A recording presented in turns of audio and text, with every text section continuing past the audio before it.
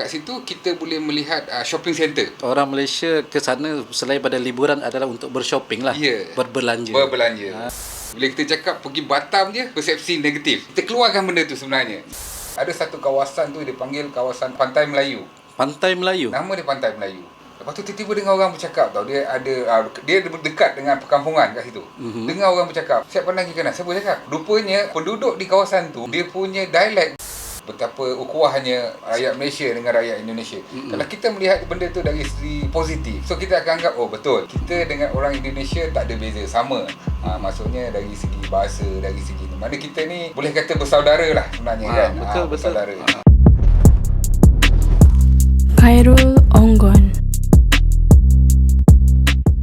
Bismillahirrahmanirrahim. Assalamualaikum dan salam Nusantara. Selamat datang ke channel Khairul Onggon, channel yang berbagi info, vlog dan juga reaction. Tetapi pada hari ini saya nak berbagi cerita dengan kalian semua, iaitu pengalaman orang Malaysia sewaktu berkunjung ke Indonesia. Dan video ini saya rakam pada kawan saya sendiri, iaitu Encik Bani Amin. Dia telah pergi ke Indonesia berkali-kali, tapi kita nak tahu apakah pengalamannya untuk kali pertama guys sewaktu pergi ke Indonesia. Walaupun tempat yang saya sebutkan kali ini amat dekat, iaitu Pulau Batam, yang sangat dekat jaraknya dengan Malaysia, tetapi masih lagi di kawasan Indonesia. Kita nak tahu apakah yang beliau lihat, yang beliau alami, yang beliau rasakan sewaktu berada di Indonesia. Mari kita saksikan sama-sama. Terima kasih. Jangan lupa untuk memberikan komentar dan like, share video ini.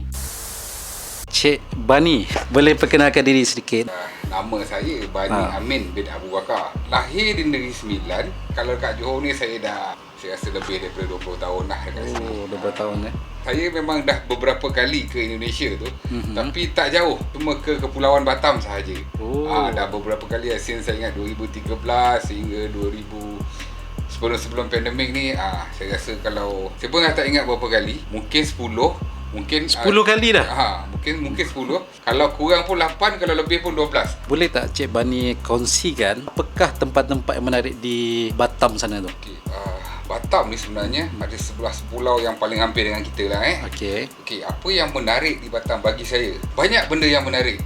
Kalau kita nak cerita satu persatu, kita keluarkan kita punya mindset dengan persepsi. Bila kita cakap pergi Batam je, persepsi negatif. Kita keluarkan benda tu sebenarnya. Sebab persepsi negatif ni, kalau nak kira negatif ni, tak payah pergi Batam. Kita pergi Bandar JB pun kita boleh bikin negatif. Kita pergi Melaka pun boleh cari negatif. Mana tempat kita pergi pun kita boleh dapat benda yang negatif tu. Tapi kat sini kita cuba tengok benda yang dari sudut yang lebih positif lah. Kalau macam saya pergi sana, yang pertama sekali kalau kita naik ferry tu, kita turun ke Batam Center tu. Kat situ kita boleh melihat shopping center. Orang Malaysia ke sana selain pada liburan adalah untuk bershopping lah. Berbelanja. Okey. Dan yang paling popular dekat Nagoya lah. So kat situ memang ada lah, dari segi pakaian dia ada, dari segi barang kulit dia ada. Kalau kata kau nak pikul barang elektrik pun ada kat bawah tu sebenarnya. Semasa pertama kali nak berkunjung ke Indonesia tu, apa perasaan Cik Bani lah terhadap Indonesia? Dia sampai first time saya pergi situ memang berdebar lah. Berdebar kan. Sebab kita berdebar ni sebab first time pergi tempat orang. Turun ferry ni. So saya rasa dalam masa yang singkat kita dah mula sesuaikan diri. Yang pertamanya mungkin dari segi komunikasi sebenarnya. Bila kita boleh berkomunikasi dengan mudah, benda menjadi lebih mudah lah. Saya dengar cerita ada orang kata di sana tu ada bahasa yang hampir menyerupai bahasa di Malaysia. Batam ni sebenarnya, apa yang saya tahu, saya tengok, dia bukannya sebuah pulau sahaja. Batam tu sendiri dia adalah sambungan. Ada beberapa pulau sampai pulau 6 ke pulau 7. Dia ada banyak pulau. Selama pulau ni saya ingatkan satu pulau tu Batam mau panggil. Pulau Batam tu memang satu nama dia, Pulau Batam. Selepas Pulau Batam tu dia ada pulau saya tak tahu lah, tapi saya panggil pulau 1, pulau 2, pulau 3, 4. Dia macam satu jalinan pulau yang dihubungkan oleh jambatan. Dia orang akan pergi ke satu spot ni yang dipanggil Jambatan Barelang. Jambatan Barelang tu dia adalah gabungan 3 pulau, 3 nama tau. Ba tu Batam, Re tu saya tak ingat, Lang tu pun saya tak ingat. Malam ni saya fail betul lah mengingat. Tapi dia asalnya dia malah sambung 3 jambatan. Tapi dia dah sampai Jambatan 6, pulau 6 ke pulau 7, dia dah bersambung semua tu lah. Dan ada satu kawasan tu dia panggil kawasan Pantai Melayu. Pantai Melayu? Nama dia Pantai Melayu. Lepas Lepas tu tiba-tiba dengar orang bercakap tau. Dia ada dia dekat dengan perkampungan kat situ. Dengar orang bercakap. Saya pandang kiri kanan. Siapa cakap? Rupanya penduduk di kawasan tu, dia punya dialek, bahasa dia memang bahasa Melayu. Melayu seperti bahasa yang kita cakap di sini, bahasa standard ni. seperti di Johor ni. Seperti di Johor ni. Mungkin ada sedikit lah telo atau slang yang sangat nipis. Tapi bila kalau kita dengar sekali imbas, macam saya cakap ni lah. Mana ada mak? Ada jerit macam tu lah. Ada satu badan atau persatuan ni, dia memang saya tak ingat nama penuh dia, saya memang betul malam ni memang saya tak ingat, tapi Persatuan Penggiat Melayu something macam tu lah. Memang kita ada berjumpa dengan ada beberapa orang lama yang bercakap berbahasa Melayu. Siap dalam kita bersembang tu dengan pantun dia. Dengan ada pantun sekali. Bila dalam keadaan macam tu, kita tak terasa kita berada di tempat asing. Seperti kita ni berada dengan di tempat saudara lah. Tempat saudara lah. Saudara kita lah. Saudara kita lah. So kita tak terasa kita berada terlalu jauh lah. Macam kita melawat saudara sendiri lah, kata lebih kurang macam tu lah. Bagus ni. Bagaimanakah pandangan Cik Bani terhadap orang Indonesia? Kalau macam pengalaman saya sendiri di Batam, di Kepulauan Batam tu, saya ada berkawan dengan seorang pemandu kereta sewa ni. Ada kawan di sana? Kawan yang kita kenal masa trip tu. Trip pertama, trip kedua, lama-lama ambil nombor telefon. Lepas pada tu cakap nak pergi tu telefon, bang besok free tak? Orang sampai pukul berapa. So dia trip 3 hari malam memang dengan dia. Abang Joko nama dia. Joko ni dia bukan orang Batam. Dia asal mungkin sebelah Kepulauan Jawa. Bukan orang Batam, dia Jawa, dia daripada Kepulauan Jawa. Dia sangat baik. Sangat baik. Sangat baik. Jadi sepatutnya hari tu dia kata dengan saya, bang, saya macam dah ada booking kena bawa orang lain ni. Nanti saya pas kat kawan saya lah. Boleh lah bang, tak apalah. Tapi bila hari saya sampai tu, saya telefon dia. Saya tak ada nombor telefon kawan dia kan. Saya telefon dia. Bang, saya dah sampai ni, kawannya mana? Tak apa. Abang tunggu sekejap. Selagi saya sendiri datang. Maksudnya job yang dia dapat tu, mungkin dia pas pada kawan dia ke apa. Dia sendiri yang sambut saya. 3 hari 2 malam saya kat sana tu. Walau saya pernah pergi sendiri dengan kawan-kawan. Saya pernah bawa family saya. So dia bawa. Pergi ke mana? Cakap je nak pergi mana. So pergi sana, pergi sini. Dia bawa kan? Dia bawa. Alhamdulillah baik. Ya, kita tak tahu. Kita cuma cakap, bang, kalau kat sini apa lagi yang best? Sebab saya bawa family je kan dia. Okey, kalau family kita pergi sini, dia bawa. Apakah makanan yang paling Cik Bani sendiri suka sewaktu berkunjung ke Indonesia? Rumah makan sederhana. Dia ni memang sebenarnya spesialis makanan Padang. Makanan Minang tu kan. Itu memang saya tak tahulah kalau orang lain kan. Kalau ke sana itulah lauknya rendang daging sambal hijau. Antara yang memang kalau sampai Batam, kalau saya dengan kawan-kawan lain pun memang saya akan tuju ke situ dulu. Itu antara pilihan pertama pilihan lah. Pertama. Wow. Ini antara soalan yang terakhir lah saya nak tanya. Apakah pendapat Cik Bani dalam media sosial seperti yang kita nampak kan? Ada seperti perbalahan, pergaduhan, pendapat yang berbeza-beza.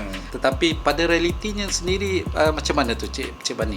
Ni best sebenarnya ni. Benda panjang kalau nak cerita ni. Saya suka benda ni. Kalau di media sosial tu, bagi saya lah ada 2-3 jenis manusia yang komen. Ada satu jenis manusia, dia komen sebenarnya dia cuba memberi pendapat, tapi gaya penulisan dia tu seolah-olah macam dia kritik. Satu gaya kita membacanya. Kita membaca orang ni sebenarnya niat dia menulis tu macam dia menyatakan dia punya pendapat. Tapi bila yang membaca ni buat justifikasi dia sebagai satu kutukan ataupun macam nak bergaduh. Dia jadi situ tu. Ada satu lagi senario yang mana di media sosial sendiri kita tengok ada sejenis manusia yang kerja dia saya tak ingat apa nama istilah dia, bitter. Dia kerja dia memang apa sahaja yang kita post semua tak betul. Semua tak betul. Lepas tu dia suka melaga-laga kan? Ya, betul. Dia melaga-lagakan. Soalan terakhir. Soalan penutup Apakah nasihat kepada penonton-penonton kedua-dua negara ni untuk orang kata mengeratkan lagi silaturahim? Bagi saya lah, kita kena melihat sesuatu benda tu dari sudut yang lebih positif lah. Sebab kita yang set mindset kita yang menentukan cara kita berfikir. Kalau kita semua benda kita nak menyatakan benda tu negatif, so kita pandang everything jadi negatif lah.